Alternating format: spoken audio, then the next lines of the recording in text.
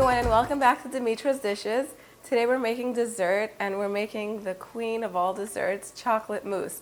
It's elegant, it's really, really beautiful to serve, and it is delicious, just like everything else we make here. So some people are intimidated by chocolate mousse. It's actually really simple to make, and I'm going to show you how to make it.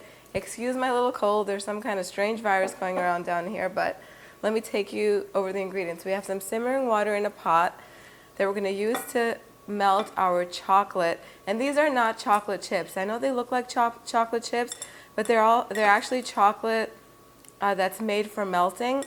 And chocolate chips you never want to use in chocolate mousse because they're designed to not melt.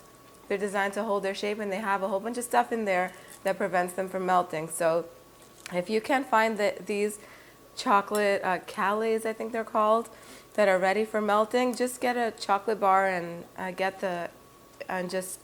use that. Just use really high quality, okay? High quality chocolate. Belgian chocolate is my favorite, so that's what I'm using today. Some butter, a tiny bit of sea salt, 4 egg yolks and 4 egg whites, a little bit of sugar, heavy whipping cream, a tiny bit of either instant coffee or espresso. We're using instant coffee today, and vanilla extract. That's all you need.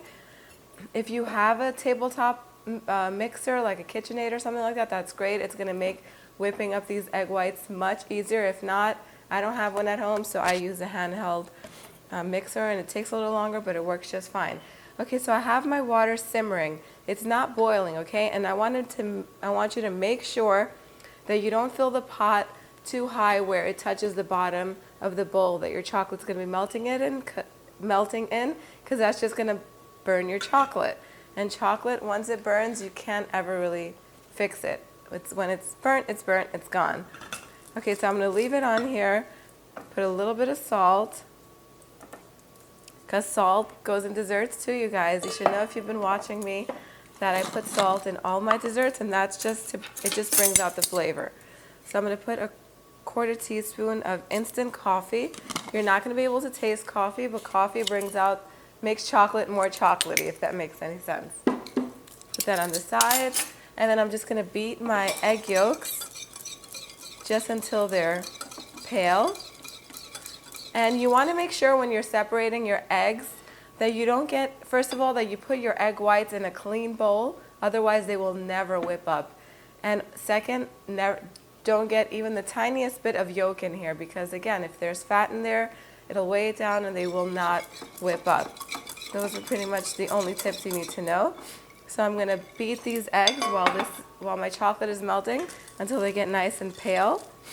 And then I'm going to add them to my chocolate and my butter and my water that's in here. Okay, so the chocolate is almost melted beautifully. The only thing I forgot to tell you is to add 2 tablespoons of water. And that would have been fine to do in the beginning, but I'll just add it now and it'll mix in there.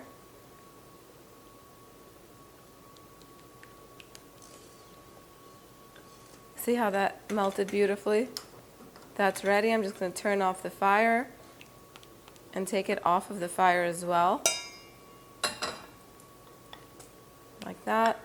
Now I'm going to temper my eggs. So I've ordered my egg yolks.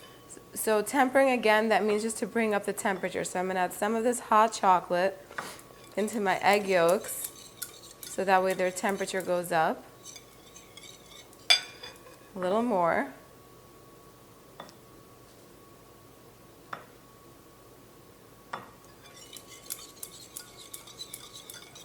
Like that.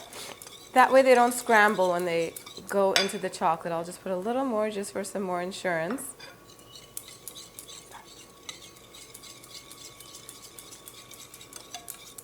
And now they're ready to go into my chocolate.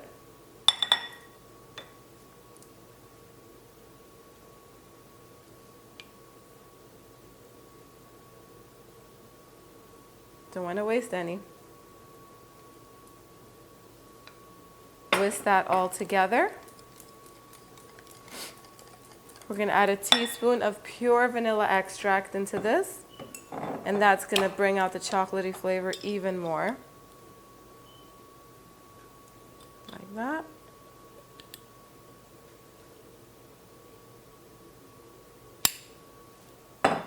Mix that all up. And we're just going to leave this on the side and just let it cool while we prepare our egg whites and make our whipped cream for this. Okay, so I'm just going to reserve 2 tablespoons of the sugar for when I whip my cream to make it a little sweet. And now you need a whisk attachment when you're beating egg whites. And it's going to take a while, okay? When you have a tabletop mixer and you're doing this, like a KitchenAid or something like that, they whip up much faster, much easier. But remember, a word of wisdom on this show, all good things come to those who wait. You're going to wait for this, but it's going to be really, really worth it. So I'm going to begin whisking this. So I just turned this off so I don't have to fight with the mixer to talk to you. So I'm going to continue to whisk, and I'm going to slowly pour in the sugar. I'm not going to put the sugar in all at once because that's going to weigh it down. It's going to take even longer for it to mix. So I'm going to keep whisking while I add sugar a little bit at a time until I get stiff peaks. And I'm going to show you what that looks like.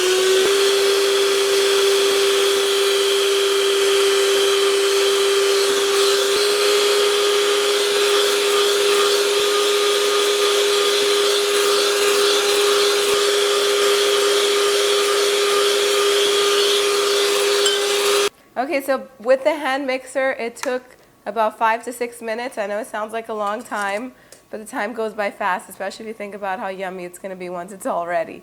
So let me show you what it looks like when stiff peaks form. And again, the egg white should be at room temperature, so it just means that when you lift it up, you see that? It doesn't fall over. So let me show you again.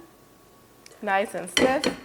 And I said it before and I'll say it again. I hate washing dishes. So make sure if you don't want to wash this thing all over, and if you want to use this a second time without washing it, whip your egg whites first, and then you could use the same beater, or the same whisk I should say, to whip up your whipped cream. So I'm going to begin whipping it, and then I'm going to raise the speed. That's what it's called. Sometimes I forget myself. And then I'm going to add in the sugar. Same way, I'm going to whip it a little bit, and this should whip up faster. The cream should be nice and cold.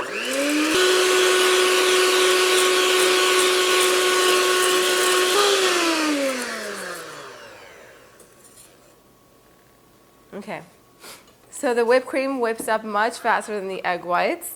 Just takes 1 to 2 minutes on a high speed. You really want to be careful not to over whip whipped cream because it'll quickly turn into butter. Once that happens, take out more whipped cream because this is not coming back. So let me show you what it looks like. It should be also pretty stiff peaks where they don't fall over. And that's going to give beautiful texture to our chocolate mousse. Now the final step, we're just going to put it all together. So first we're going to add our egg whites to our chocolate mixture to lighten it up a little bit. And I like using a whisk to do this. And this is important because this mixture is much denser than the egg white mixture, and mousse is supposed to be really light and airy, and if you over mix it, then all the air bubbles are going to flatten out, and it's going to be dense, and it won't taste like mousse. It'll taste more like buttercream. This is going to be really nice and airy, so you just want to sacrifice a little bit of your egg white mixture before you add your chocolate in there. And this should be much lighter now. We're going to add it over in here, and we're going to fold it and use our whisk when we need. I'm just going to keep folding. Now I'm going to add my whipped cream in here. And do the same thing. I'm going to fold it all together.